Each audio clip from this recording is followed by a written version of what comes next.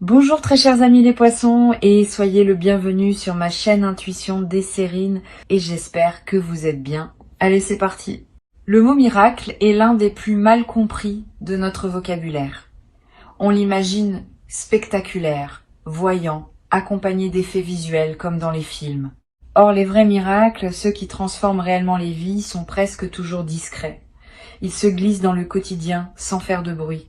On les remarque souvent après coup en regardant en arrière, en se disant « c'était là, à ce moment précis, que tout a basculé ». Et pourtant, sur le moment, rien ne semblait extraordinaire au regard extérieur. Le miracle qui s'apprête à se produire pour toi appartient à cette catégorie. Il est puissant, il est réel, et il est paradoxalement humble dans sa manière de se manifester. Ce que la plupart des gens ne savent pas à propos des miracles, c'est qu'ils suivent des lois.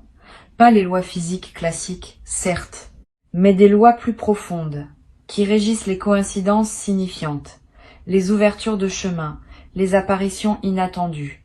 Ces lois ne sont pas mystérieuses pour ceux qui ont appris à les observer. L'une d'elles dit qu'un miracle ne peut se produire que lorsque la personne est prête à le recevoir sans le déformer par sa peur.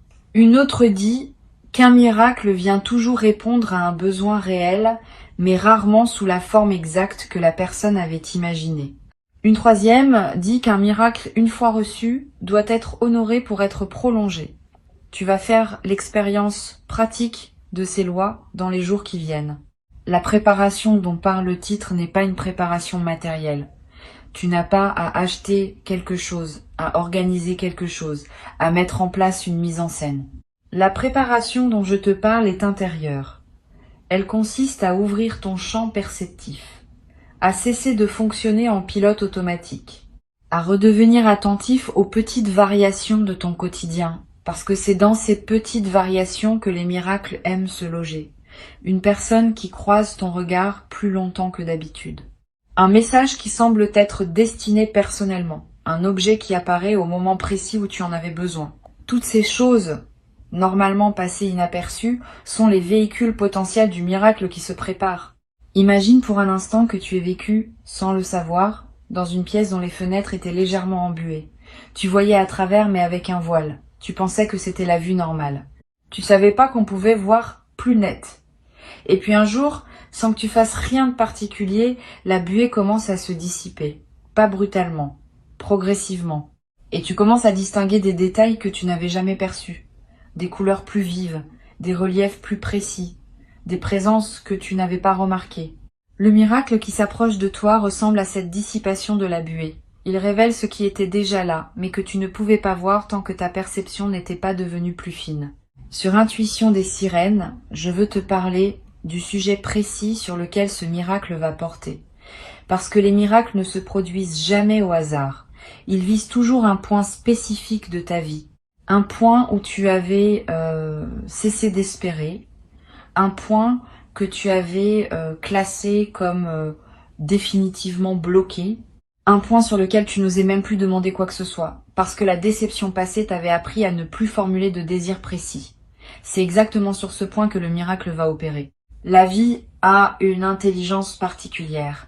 Elle vise les zones où nous avons abandonné, parce que c'est là que l'effet sera le plus profond. Quand quelque chose s'ouvre, où nous attendions encore, nous nous réjouissons. Quand quelque chose s'ouvre, où nous avions cessé d'attendre, nous sommes véritablement transformés. Le moment où tu réalises qu'un miracle est en train de se produire est très particulier. Il y a d'abord une sensation d'irréalité. Tu te dis que c'est impossible, que tu rêves, que tu es en train de mal interpréter quelque chose. Cette phase de déni dure parfois quelques minutes, parfois quelques heures, puis la réalité du miracle s'impose. Tu commences à accepter que oui, ce qui se produit est bien en train de se produire. Et là, une émotion immense te traverse, une émotion qui dépasse la simple joie, une émotion qui touche à la révérence. Tu ressens dans ton corps que tu es face à quelque chose de plus grand que ton entendement habituel. Cette révérence est l'émotion typique de la rencontre avec le miraculeux. Tu vas remarquer, dans la période qui précède la manifestation du miracle, des signes annonciateurs. Pas des signes spectaculaires, plutôt des signes que tu pourrais facilement rater si tu n'es pas attentif. Une chanson qui passe à la radio juste au moment où tu pensais à quelqu'un, un chiffre qui revient plusieurs fois dans ta journée, un livre qui s'ouvre sur une page particulièrement parlante, un rêve qui semble t'envoyer un message clair. Ces signes ne sont pas des coïncidences. Ils sont la manière dont l'invisible te prépare au miracle qui s'approche. Il te tape doucement sur l'épaule pour que tu sois attentif au moment où la manifestation principale se produira. Une chose importante à comprendre, c'est que les miracles n'arrivent pas à ceux qui les méritent dans un sens moral. Ils arrivent à ceux qui les attendent dans un sens énergétique.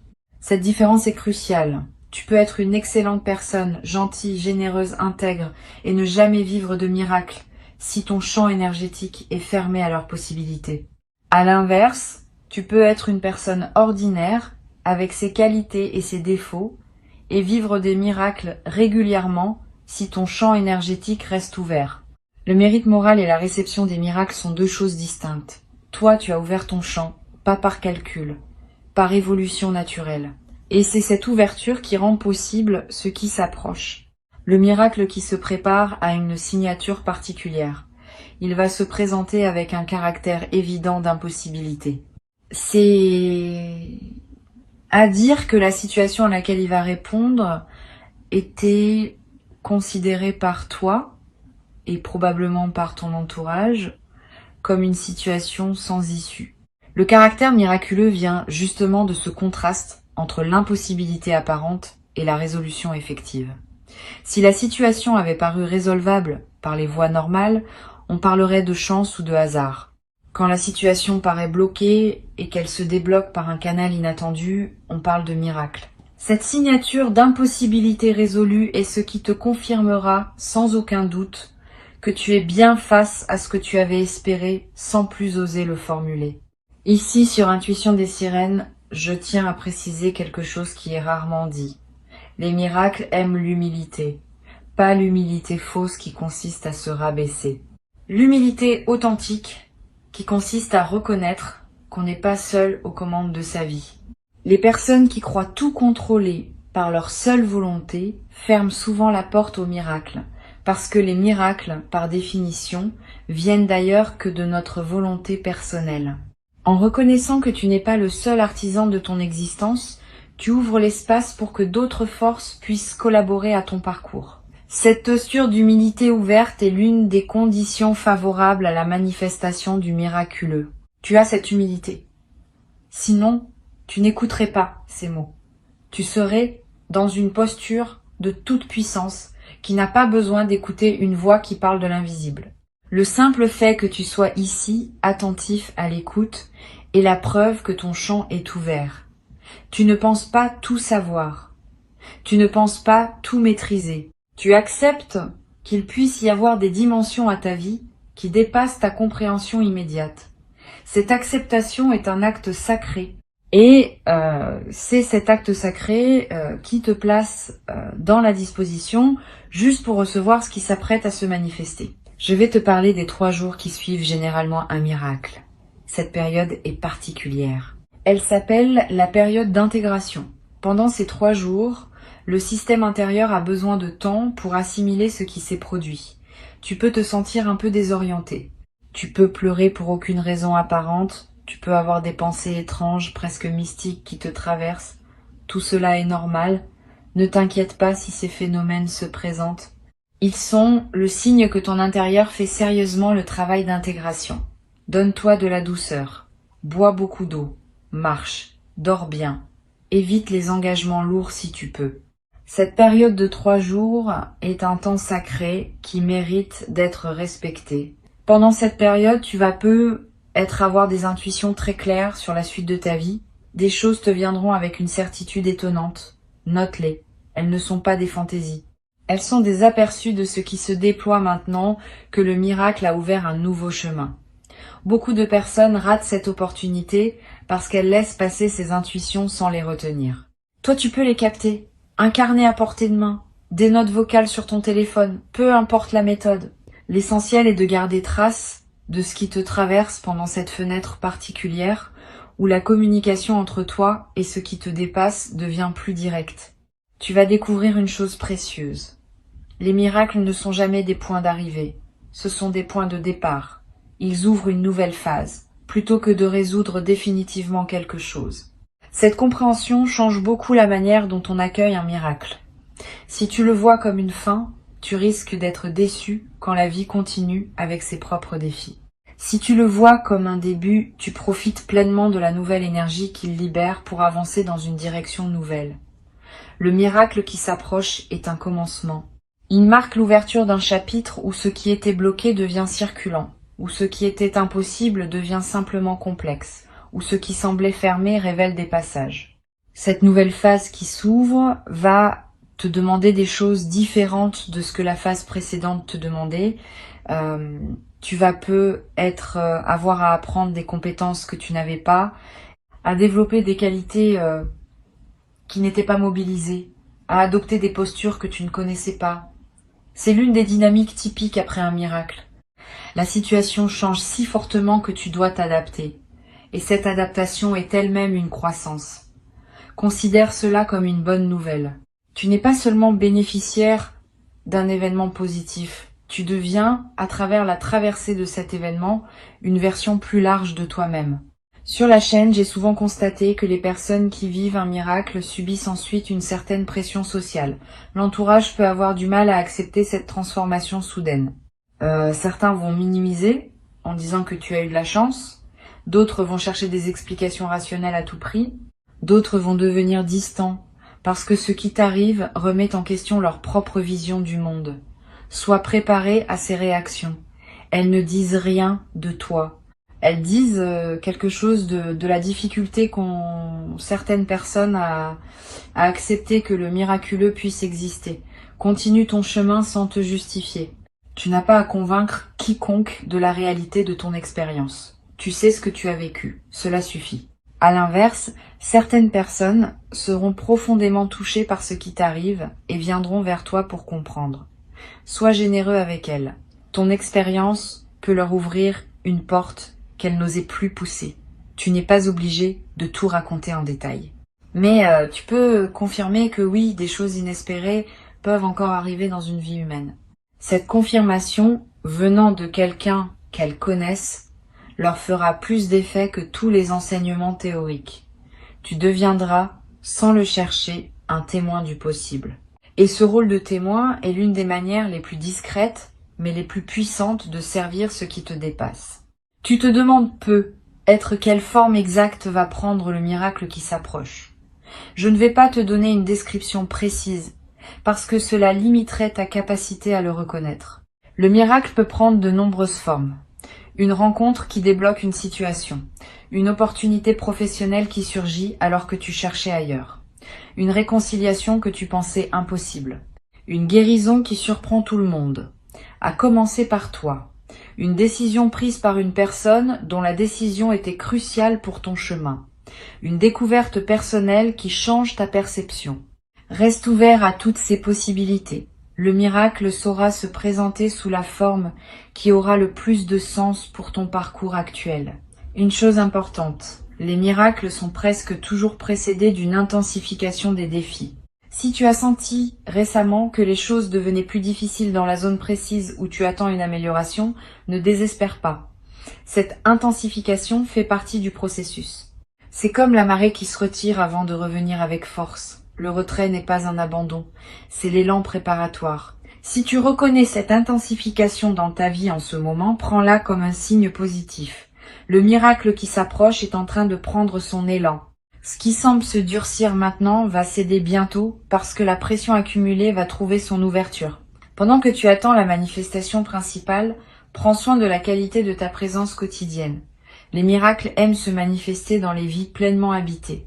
Si tu passes tes journées en mode dispersion, en pilote automatique, en pensant constamment à autre chose qu'à ce que tu vis, le miracle peut te toucher sans que tu le remarques. Au contraire, si tu es présent à chaque tâche, à chaque conversation, à chaque sensation, tu seras parfaitement prêt à percevoir le moment où l'extraordinaire émerge dans l'ordinaire. Cette qualité de présence est l'attitude la plus utile que tu puisses cultiver dans cette période de préparation.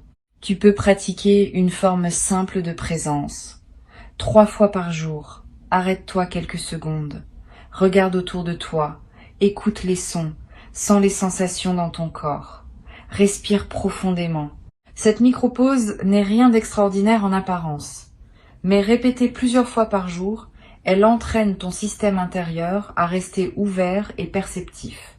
Et un système ouvert et perceptif est exactement le type de système qui capte les manifestations subtiles d'un miracle qui s'annonce. Cet entraînement à la présence est l'une des disciplines les plus discrètes et les plus efficaces.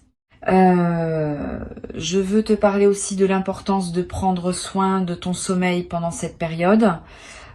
Beaucoup de communications subtiles se produisent pendant le sommeil. Des messages te parviennent. Des intégrations s'opèrent, des préparations se font. Si tu dors mal, tu rates une partie importante du processus. Veille à te coucher à des heures régulières. Évite les stimulations excessives en soirée. Permets à ton corps de se reposer pleinement. Le sommeil est l'un des principaux espaces dans lesquels le miraculeux te prépare. Honorer ton sommeil, c'est honorer le travail invisible qui s'opère pour toi. Tu vas peu faire des rêves significatifs avant la manifestation du miracle, des rêves qui te resteront en mémoire avec une netteté inhabituelle, des rêves qui semblent porter un message, des rêves dans lesquels tu vois des couleurs particulièrement vives où tu rencontres des personnes lumineuses. Ces rêves sont des cadeaux, note-les au réveil. Ne te précipite pas à les interpréter rationnellement. Laisse-les se déposer en toi. Souvent, leur sens se dévoile progressivement, parfois plusieurs jours après les avoir faits. Et ce sens, quand il se révèle, contient des indications précieuses sur ce qui s'apprête à se produire dans ta réalité éveillée. Il existe une posture intérieure particulière qui favorise la manifestation des miracles. Cette posture mêle la confiance et le détachement. Tu fais confiance au fait que quelque chose va arriver, sans pour autant t'attacher à une forme précise. Cette combinaison peut sembler paradoxale, mais elle est juste. La confiance maintient le canal ouvert. Le détachement empêche le canal de se rétrécir autour d'une attente trop spécifique. Ensemble, elles créent l'espace exact dans lequel le miracle peut prendre la forme la plus juste. Pratique cette posture. Confiance sans crispation. Ouverture sans projection. Je voudrais te parler aussi du rôle de la gratitude anticipée. C'est une pratique étonnante mais puissante. Elle consiste à remercier déjà pour ce qui n'est pas encore arrivé. Pas dans une logique magique de provoquer la manifestation, dans une logique d'alignement. Quand tu remercies par avance, tu te places dans la fréquence émotionnelle qui correspond à la réception.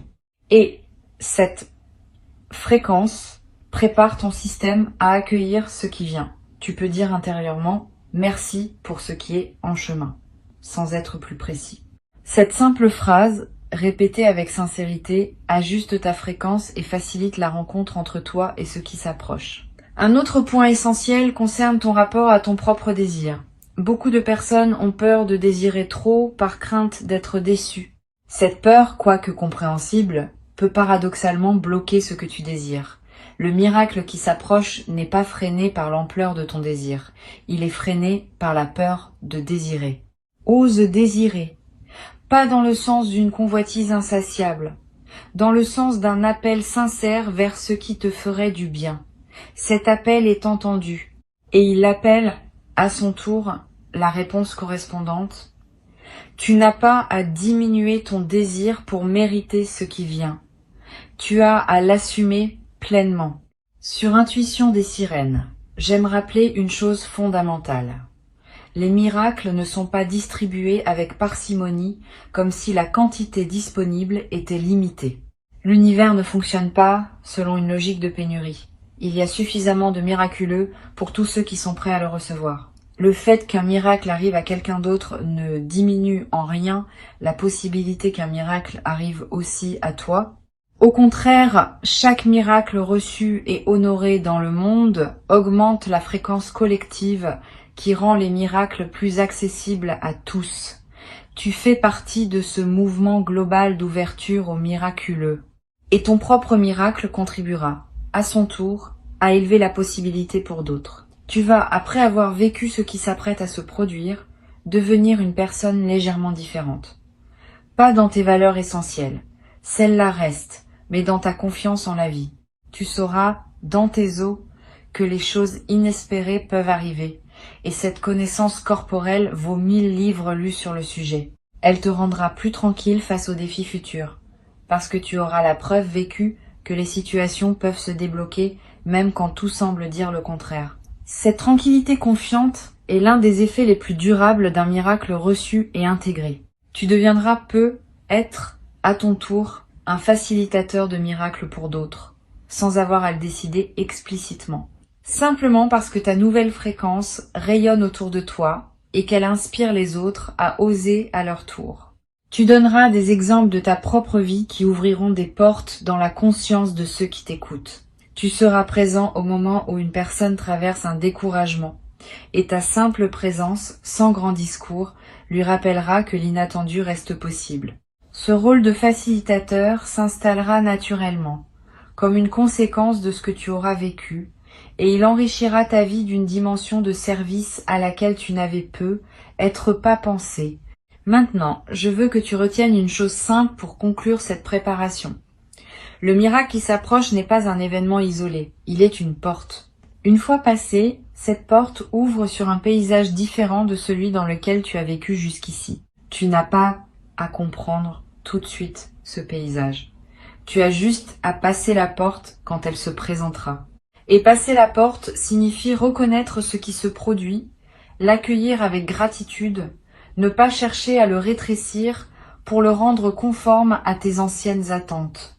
Reste ouvert à la nouveauté complète de ce qui se manifeste.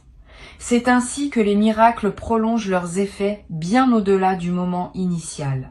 Dans les jours qui viennent, vis avec une légère anticipation joyeuse, pas avec impatience, parce que l'impatience pourrait retarder. Avec cette qualité particulière qu'ont ceux qui savent qu'une bonne nouvelle est en chemin sans en connaître exactement le timing, cette anticipation joyeuse colore agréablement les journées d'attente. Elle te garde dans la fréquence haute qui facilite la manifestation. Elle te rend aussi plus accueillant aux signes annonciateurs qui se présentent en chemin. Cultive cette joie discrète qui se réjouit déjà sans savoir précisément de quoi. Et quand le moment viendra, tu sauras.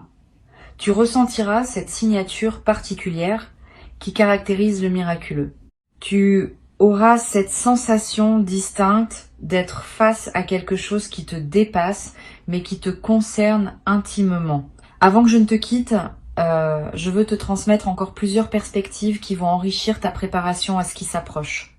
La première concerne la différence entre les miracles attendus et les miracles inattendus. Les miracles attendus se présentent dans la zone où tu espérais quelque chose. Les miracles inattendus se présentent dans une zone où tu n'avais pas formulé d'attente particulière. Les deux sont possibles, et le miracle qui s'approche de toi peut bien combiner les deux dimensions. Il peut résoudre quelque chose que tu attendais, mais en passant par un chemin auquel tu n'avais pas pensé. Cette double dimension surprend toujours, parce que la résolution est familière, mais le chemin emprunté pour y arriver est étranger.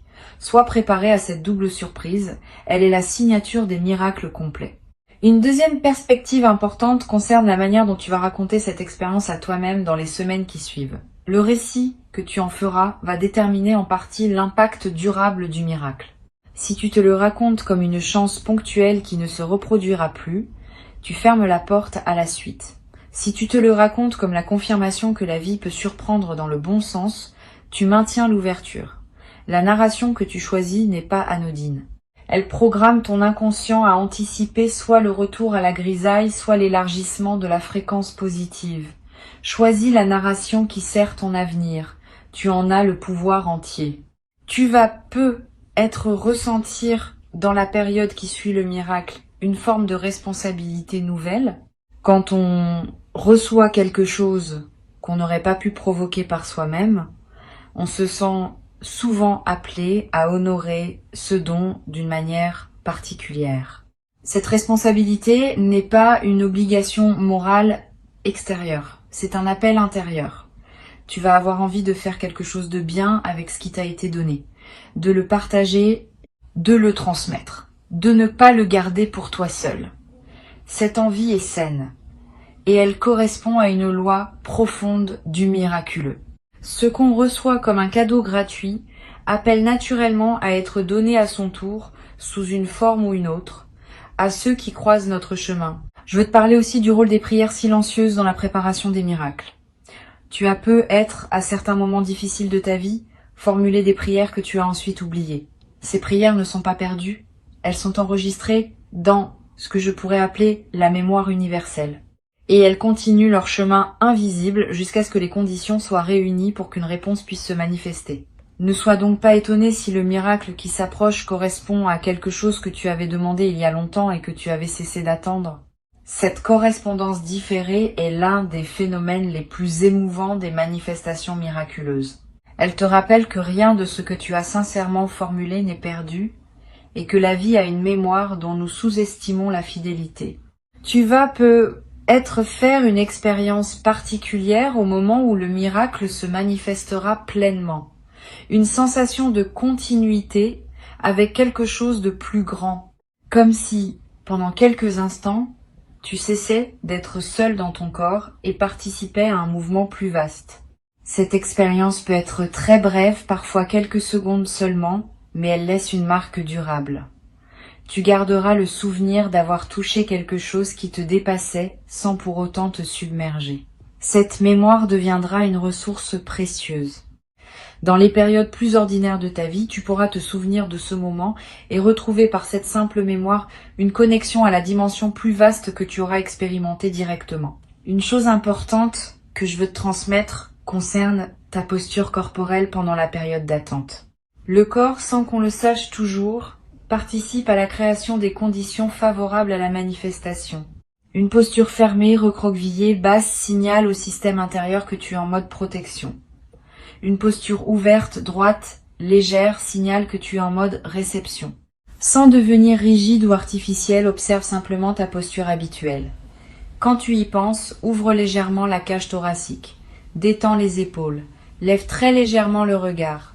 Ces ajustements simples du corps influencent subtilement ta réceptivité énergétique. Et cette réceptivité est l'une des conditions qui facilitent la manifestation de ce qui s'approche. Tu vas aussi remarquer dans les jours qui précèdent des moments où tu te sentiras particulièrement vivant, plus présent à ce que tu fais, plus connecté aux personnes que tu rencontres, plus émerveillé par des détails ordinaires. Ces moments d'intensité accrue sont des avant-goûts, ils te montrent ce que va être ta nouvelle base après le miracle. Le miraculeux n'est pas seulement un événement ponctuel, c'est aussi une élévation durable du niveau auquel tu vis ta vie quotidienne. Ce que tu goûtes par moment en ce moment va devenir ta normalité après la manifestation principale. Cette continuité entre les avant-goûts et l'état permanent qui suivra est l'un des aspects les plus encourageants du processus. Je veux te parler d'une qualité que tu vas développer à travers cette traversée. Une qualité qu'on appelle parfois la foi mature. Différente de la foi naïve qui croit sans avoir vu.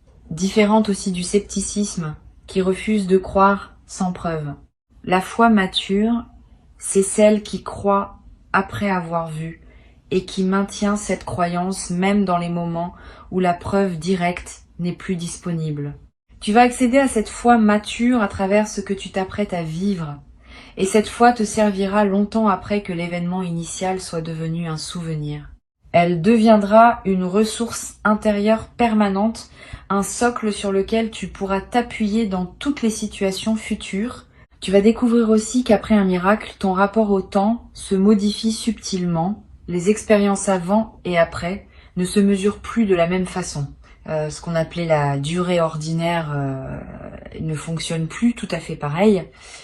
Tu auras des journées qui te paraîtront longues parce que pleines et des semaines qui passeront comme des journées parce que vécues dans un état d'absorption joyeuse. Cette élasticité du temps est l'une des caractéristiques de ceux qui ont été touchés par le miraculeux.